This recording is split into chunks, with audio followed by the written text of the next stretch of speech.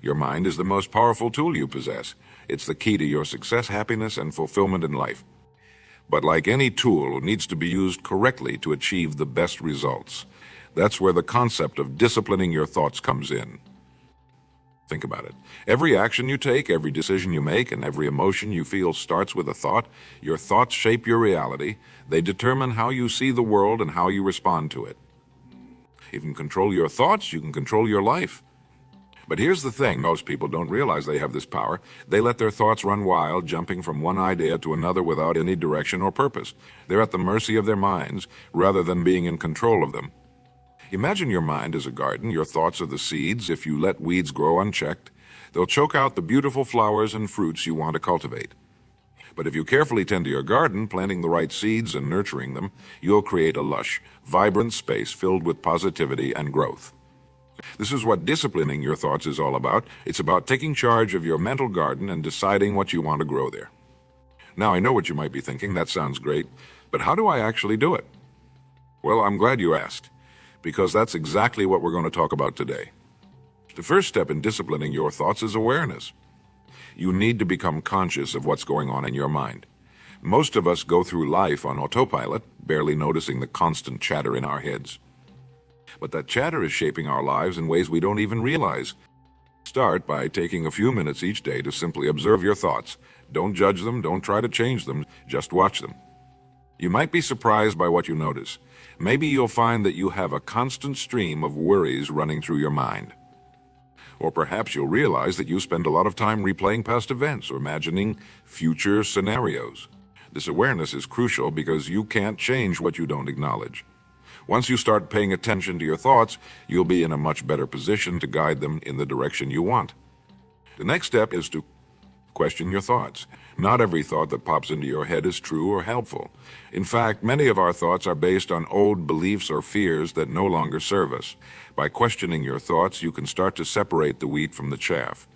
When a negative thought comes up, ask yourself, is this really true? Do I have evidence to support this? Is thinking this way helping me or holding me back? Often you'll find that your negative thoughts don't stand up to scrutiny. They're just habits of thinking that you've fallen into over time. For example, let's say you have a big presentation coming up at work. You might find yourself thinking, I'm going to mess this up. I always get nervous and forget what I want to say. But is that really true? Have you always messed up presentations, or are you just focusing on the times when things didn't go perfectly and ignoring all the times you did well? By questioning these thoughts, you can start to replace them with more balanced, realistic ones. Maybe instead you could think, I prepared well for this presentation. Even if I get a little nervous, I know my material and I'll do my best. This brings us to the third step. Reframing? Once you've identified unhelpful thoughts, you need to actively work on changing them. This doesn't mean forcing yourself to be positive all the time. It's about finding a more balanced, constructive way of thinking. Reframing is like putting on a different pair of glasses. The situation hasn't changed, but your perspective on it has. And that can make all the difference in how you feel and how you respond. Let's say you make a mistake at work. Your initial thought might be, I'm such an idiot. I can't do anything right. But what if you reframe that thought to, everyone makes mistakes sometimes. This is an opportunity for me to learn and improve. See the difference? The first thought leaves you feeling discouraged and defeated. The second one acknowledges the mistake but focuses on growth and improvement. Which one do you think is going to lead to better outcomes? Now, I want to be clear about something. Disciplining your thoughts doesn't mean you'll never have negative thoughts again. That's not realistic or even desirable. Negative thoughts can sometimes serve a purpose, alerting us to potential problems or areas where we need to make changes.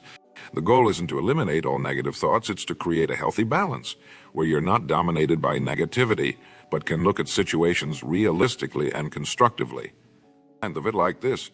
Your mind is like a ship, and your thoughts are the wind. Negative thoughts are like a strong headwind, making it harder to move forward. Positive thoughts are like a tailwind, propelling you towards your goals. By disciplining your thoughts, you're learning to adjust your sails to make the most of whatever wind comes your way. Now let's talk about another crucial aspect of disciplining your thoughts. Focus. In today's world, we're bombarded with distractions, social media, emails, text messages. There's always something vying for our attention. And each of these distractions brings with it a new set of thoughts, pulling us away from what's truly important. Learning to focus your thoughts is like developing a mental muscle. It takes practice, but the more you do it, the stronger you'll become. Start by setting aside specific times for focused work or thought. In these times, commit to thinking only about the task at hand. When your mind starts to wander, gently bring it back to the present moment. This practice of focused thinking has enormous benefits. It allows you to dig deeper into ideas, to make connections you might have missed otherwise, and to produce higher quality work. Plus, the ability to control where you direct your thoughts is a fundamental part of mental discipline. But focus isn't just about work or productivity. It's also about being present in your life. How often do you find yourself physically in one place, but mentally somewhere else entirely? Maybe you're having dinner with your family, but your mind is still at work, rehashing a conversation from earlier in the day. Or you're taking a walk in nature, but instead of appreciating the beauty around you, you're worrying about tomorrow's to-do list. By learning to focus your thoughts, you can fully engage with the present moment. You can appreciate the little joys of life that we so often miss when our minds are elsewhere. This doesn't just make life more enjoyable. It also reduces stress and increases overall well-being. Now let's talk about the power of repetition in disciplining your thoughts. Your brain is constantly forming new neural pathways based on your repeated thoughts and actions. This means that the more you think a certain way, the more natural and automatic it becomes.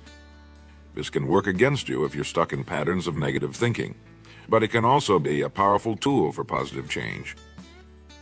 By consciously choosing to repeat positive, constructive thoughts, you can literally rewire your brain over time. One way to do this is through affirmations. These are positive statements that you repeat to yourself regularly. For example, I am capable of handling whatever challenges come my way, or I am constantly growing and improving. At first, these might feel forced or unnatural, especially if they're very different from your usual thoughts. But with repetition, they can start to feel more genuine and can significantly impact your overall mindset. Another powerful technique is visualization. This involves creating detailed mental images of what you want to achieve or how you want to feel. When you combine vivid visualization with the emotion of already having achieved your goal, you're sending a powerful message to your subconscious mind. This can help align your thoughts and actions with your goals, making them more achievable. Remember, though, that disciplining your thoughts isn't about suppressing or denying your true feelings. It's not about forcing yourself to think happy thoughts when you're genuinely upset or worried. That kind of forced positivity can actually be counterproductive. Instead, it's about acknowledging your feelings, understanding where they come from, and then choosing how to respond to them. It's about developing the mental flexibility to see situations from different perspectives and to choose the most constructive way of thinking about them. This brings us to another important point: the role of self-compassion in disciplining your thoughts.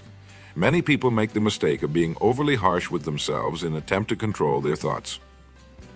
They berate themselves for every negative thought, creating a cycle of negativity and self-criticism. But true mental discipline comes from a place of self-compassion, not self-criticism. It's about treating yourself with the same kindness and understanding that you would offer to a good friend. When you catch yourself in a negative thought pattern, instead of getting angry at yourself, try to respond with gentleness and curiosity. Ask yourself, why am I thinking this way? What need or fear is behind this thought? Often negative thoughts are attempts by our minds to protect us or to meet some underlying need. By approaching them with compassion and curiosity, we can often uncover valuable insights about ourselves. This compassionate approach also makes it easier to change our thoughts. When we're kind to ourselves, we create a sense of safety that allows us to explore new ways of thinking without fear of self-judgment. Now let's talk about the importance of patience in this process. Disciplining your thoughts is not something that happens overnight. It's a lifelong journey of growth and self-discovery. There will be days when it feels easy and days when it feels impossibly hard. There will be times when you fall back into old thought patterns, and that's okay. The key is to approach this process with patience and persistence. Every time you catch a negative thought and choose to reframe it, you're making progress. Every time you bring your wandering mind back to the present moment, you're strengthening your mental discipline. These small victories add up over time, leading to significant changes in your overall mindset and quality of life. It's also important to remember that disciplining your thoughts isn't about achieving some perfect state of constant positivity. Life will always have its ups and downs, and it's normal and healthy to experience a full range of emotions. The goal is to develop the mental tools to navigate these ups and downs more effectively, to bounce back more quickly from setbacks, and to approach life's challenges with resilience and optimism. One powerful way to discipline your thoughts is to cultivate gratitude. Gratitude is like a spotlight. Whatever it shines on becomes brighter and more prominent in your mind. When you make a habit of focusing on what you're grateful for, you naturally start to notice more positive aspects of your life. Each day, take a few minutes to think of 3 things you're grateful for. They don't have to be big things. It could be as simple as a delicious cup of coffee, a kind word from a friend, or a beautiful sunset. The key is to really feel the gratitude, not just think about it intellectually. Over time, this practice can shift your default mode of thinking. Instead of automatically noticing what's wrong or what's missing in your life, you'll start to naturally notice the good things. This doesn't mean ignoring problems or pretending everything is perfect. It's about creating a more balanced perspective that acknowledges both the challenges and the blessings in your life. Another important aspect of disciplining your thoughts is learning to live in the present moment. So much of our mental energy is spent reliving the past or worrying about the future, but the only moment we can actually influence is the present one. Mindfulness is a powerful tool for bringing your thoughts back to the present. It involves paying attention to your current experience, your thoughts, feelings, and physical sensations without judgment. This might sound simple, but it can be surprisingly challenging. Our minds are so used to wandering that staying present takes practice. Start small. Try to be fully present for just 1 minute. Focus on your breath or on the sensations in your body when your mind wanders, and it will gently bring it back to the present moment. As you get better at this, you can gradually increase the duration. The benefit of this practice goes beyond just feeling more calm and centered. When you're fully present, you're in the best position to respond effectively to whatever life throws your way. You're not clouded by regrets about the past or anxieties about the future. You're right here, right now, with all your resources available to you. Now let's talk about the power of your thoughts in shaping your identity. The way you think about yourself, your self-talk, has a profound impact on who you become. If you constantly tell yourself that you're not good enough or that you can't do something, you're limiting your potential before you even try. On the other hand, if you think of yourself as capable, resilient, and worthy, you're much more likely to take on challenges and persist in the face of setbacks. This doesn't mean denying your weaknesses or areas for improvement. It means having a balanced, growth-oriented view of yourself. Pay attention to how you talk to yourself. Would you speak to a friend the way you speak to yourself in your own mind? If not, it might be time to adjust your self-talk. Replace harsh self-criticism with constructive feedback. Instead of "I'm so stupid for making that mistake," try "I made a mistake, but I can learn from it and do better next time." Remember, your thoughts are not facts just because you think something doesn't make it true. This is particularly important when it comes to limiting beliefs about yourself. Maybe you think you're not creative, or that you're bad with numbers, or that you'll never be successful. But these are just thoughts, not immutable truths. Challenge these limiting beliefs. Look for evidence that contradicts them. Have there been times when you've been creative, even in small ways? Have you ever successfully worked with numbers, even if it's just balancing your checkbook? What success is, no matter how small, have you had in your life? By questioning and challenging these limiting beliefs, you can start to expand your sense of what's possible for you. And as you change your thoughts about yourself, you'll start to change your actions, which in turn will change your results. Which goes to a point. The connection between your thoughts and your actions. Your thoughts don't exist in a vacuum. They directly influence your behavior. If you think a task is impossible, you're less likely to even try. If you think you're going to fail, you might unconsciously sabotage yourself. But when you discipline your thoughts to focus on possibilities and solutions, you're much more likely to take positive action. You'll approach challenges with a problem-solving mindset rather than a defeatist one. You'll be more willing to step out of your comfort zone and try new things. This doesn't mean ignoring potential obstacles or difficulties. It means approaching them with a "how can I" attitude instead of a "why I can't" attitude. When faced with a challenge, instead of thinking "this is too hard, I can't do it," try thinking "this is difficult, but what's one small step I can take toward solving it?"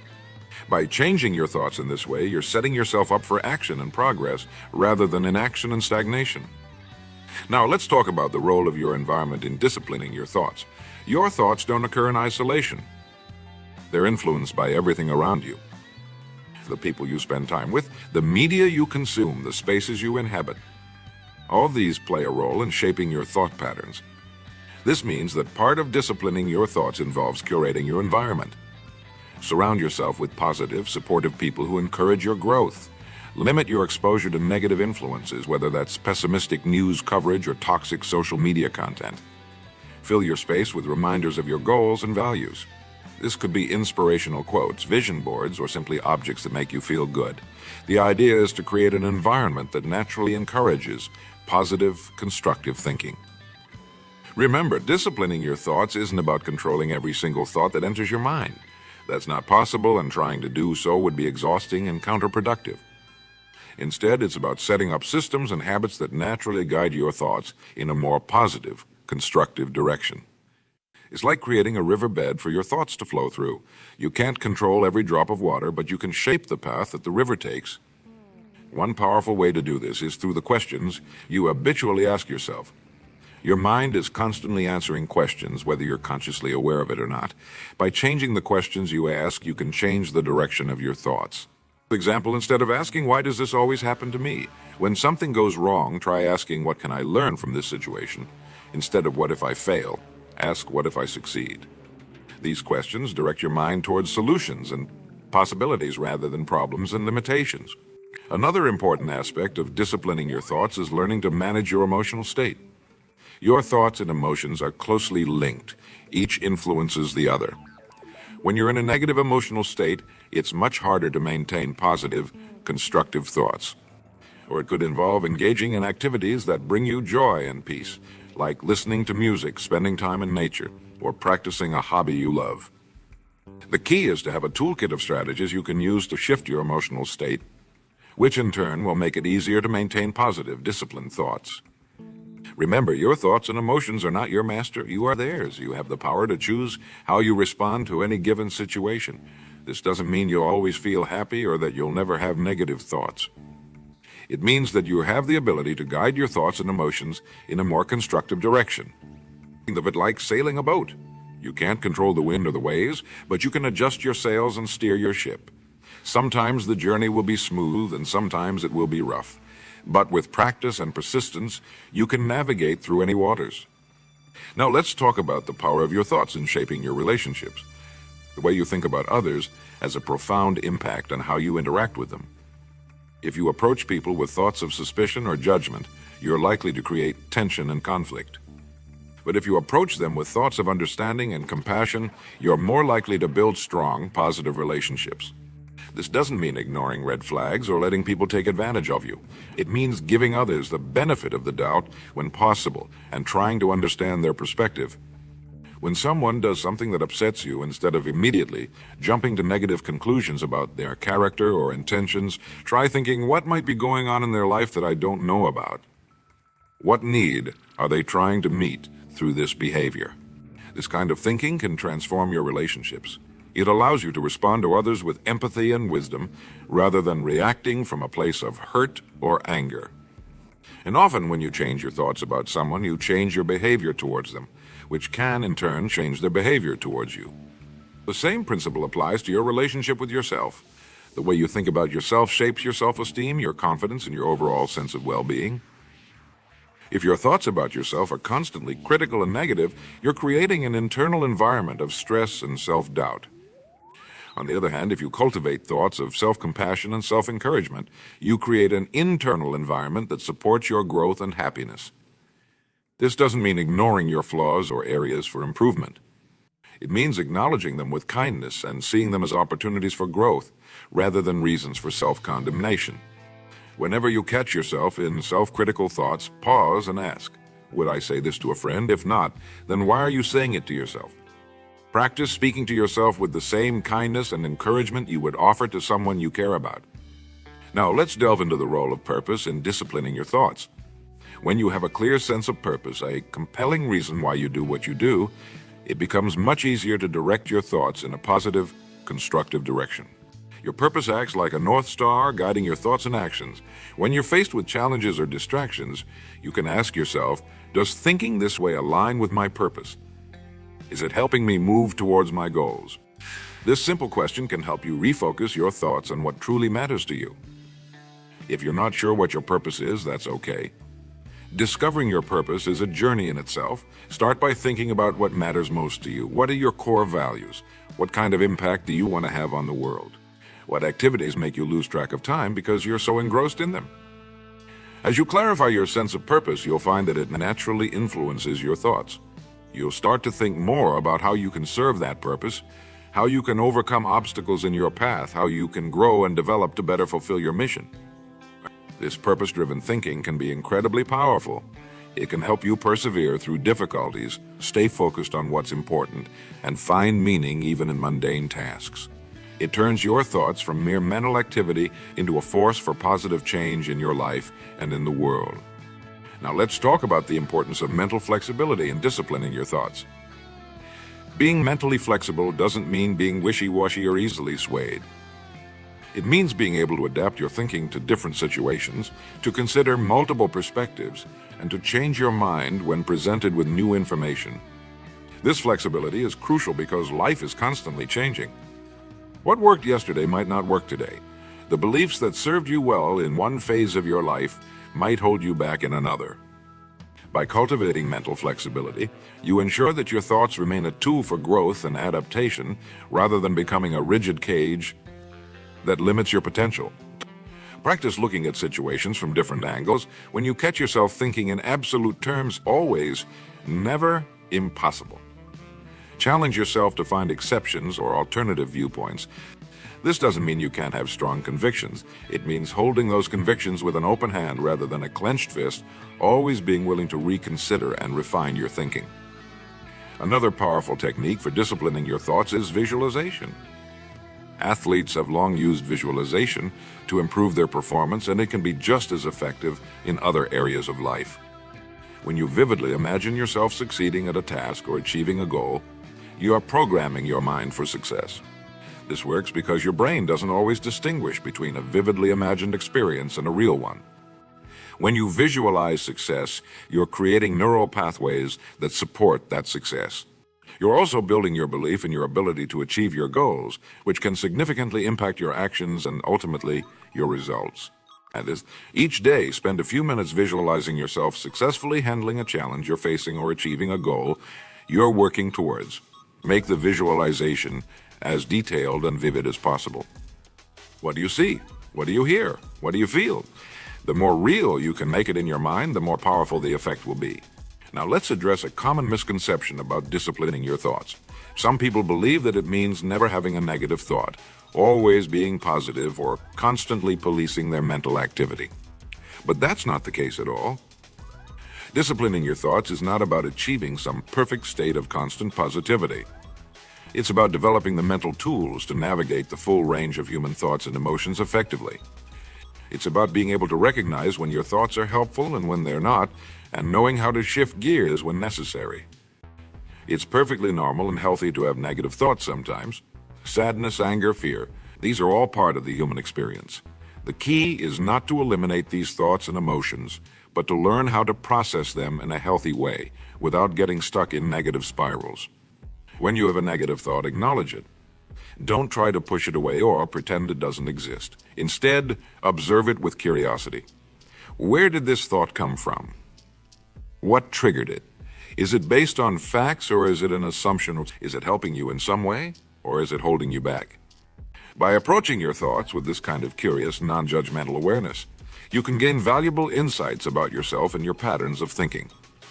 You can learn to recognize the difference between productive negative thoughts, like legitimate warnings about danger, and unproductive ones like baseless worries or self-criticism. Remember, the goal is not to control every thought that enters your mind. That's not possible, and trying to do so would be exhausting. The goal is to be aware of your thoughts, to question them when necessary, and to guide them in a direction that serves you well. This brings us to another important point: the power of acceptance in disciplining your thoughts. It might seem counterintuitive, but accepting your thoughts, even the negative ones, can be a crucial step in changing them. When you resist or fight against your thoughts, you often end up giving them more power. It's like trying not to think of a pink elephant. The more you try not to think about it, the more it dominates your mind. Instead, try accepting your thoughts without judgment. This doesn't mean you have to like them or agree with them. It just means acknowledging that they're there. Okay, I'm having this thought right now. That's interesting. This simple act of acceptance can often diffuse the power of negative thoughts and make it easier to shift to more constructive ones. Now, let's talk about the role of habits in disciplining your thoughts. Your thought patterns are, in many ways, habits of the mind, and like any habits, they can be changed with consistent practice. One powerful way to shape your thought habits is through daily rituals or routines. This could be a morning routine where you set positive intention of the day, a gratitude practice before bed, or regular periods of reflection and self-assessment. These routines serve as anchors for your thoughts, providing structure and direction. They give you regular opportunities to check in with yourself, to realign your thoughts with your goals and values, and to practice the mental skills we've been discussing. Remember, change doesn't happen overnight. It happens through small, consistent actions repeated over time. Each time you catch a negative thought and reframe it. Each time you bring your mind back to the present moment. Each time you choose an empowering perspective over a limiting one. You're strengthening your mental muscles. It's like going to the gym for your mind. Just as you wouldn't expect to get physically fit after one workout, you can't expect to master your thoughts after one attempt. But with consistent practice, you will find that disciplining your thoughts becomes easier and more natural. As we wrap up, I want to leave you with this thought. Your mind is the most powerful tool you possess. Your thoughts shape your reality, influence your emotions, guide your actions, and ultimately determine the course of your life. By learning to discipline your thoughts, you're not just improving your mental state, you're transforming your entire life experience. You're taking control of the steering wheel of your life, rather than being a passenger swept along by whatever thoughts happen to arise. This journey of mental discipline is not always easy. There will be challenges and setbacks along the way. But remember, every step you take, no matter how small, is progress. Every time you choose a constructive thought over a destructive one, you're creating a better future for yourself. So I encourage you to start today. Begin paying attention to your thoughts. Question them, challenge them when necessary. Guide them towards positivity and growth. Create an environment that supports positive thinking. Practice self-compassion. Cultivate gratitude. Stay connected to your purpose. Remember, you have the power to shape your thoughts and through them to shape your life. Use that power wisely and watch as it transforms not just your inner world, but your outer world as well. Your thoughts are the seeds of your future. By disciplining them, you're planting a garden of possibility, growth, and fulfillment. Tend to that garden with care, patience, and persistence, and you'll reap a harvest beyond your wildest dreams. The power's in your hands, or rather in your mind. Use it well, and there's no limit to what you can achieve. Your journey of mental discipline starts now with this very thought. Make it count.